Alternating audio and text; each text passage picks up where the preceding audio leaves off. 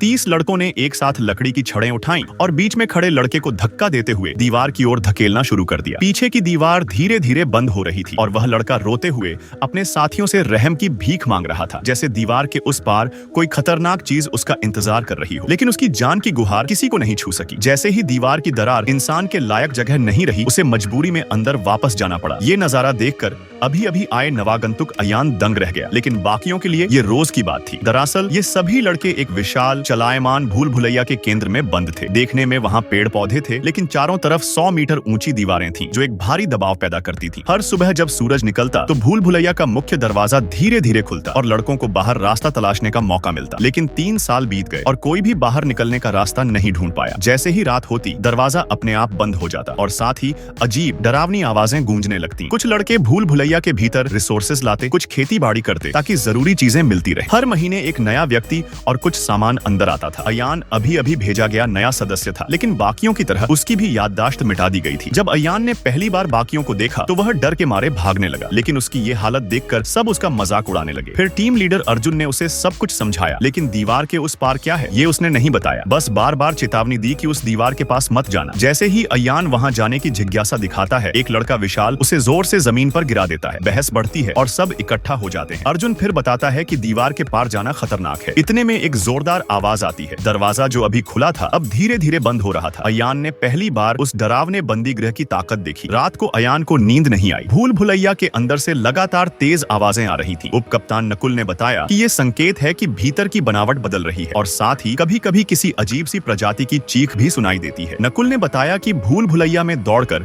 चीजें लाने वाले लड़के चुने हुए होते हैं, तेज, ताकतवर और सतर्क, क्योंकि जो बाहर नहीं आ पाता वो रात में शायद ही जिंदा बचे। अयान को जल्द ही इसका एहसास हो गया। एक बार बाहर सामान लाते वक्त एक लड़का अचानक हिंसक हो गया और अयान पर हमला कर दिया। जांच के बाद पता चला कि वो लड़का किसी जीव के संपर्क में आकर संक्रमित हो गया था, जिससे उसका व्यवहार पूरी तरह बदल गया। ऐसे संक्रमितों को मजबूरन बाहर फेंकना पड़ता था और रात में उनकी किस्मत लगभग तय होती थी। उस दिन का दौड़ता लड़का घायल हो गया तो अर्जुन ने उसकी जगह खुद दौड़ने का जिम्मा लिया, लेकिन अगली सुबह तक अर्जुन और मीनू दोनों वापस नहीं लौटे। दरवाजा बंद होने को था, अर्जुन बेहोश पड़ा था, मीनू उसे छोड़ने को तैयार नहीं था। सब बाहर खड़े चिल्ला रहे थे, लेकिन कोई अंदर नहीं गया। अयान अकेला दौड़कर अंदर गया। अब तक उसे पता नहीं था कि उसने कितनी बड़ी गलती की है। जल्द ही अंदर जीवों की चीखें गूंजने लगी। मीनू बाहर निकलना चाहता था, लेकिन अयान कप्तान को छोड़ने को तैयार नहीं था। दोनों ने उसे बेलों के बीच छुपाया और जान बचाने की कोशिश की, लेकिन फिर अयान रास्ता भटक गया और एक बंद गली में जा पहुंचा। वह जैसे तैसे बेल पकड़कर चढ़ गया, लेकिन पीछा कर रहे जीव ने उसे नहीं छोड़ा। आखिरकार मीनू समय पर लौट आया और अयान को बाहर निकाला। अगले दिन सबने देखा कि तीनों, अयान, मीनू और अर्जुन, जिंदा लौटे हैं। ये पहली बार था कि कोई रात में अंदर रहकर भी जिंदा बचा हो।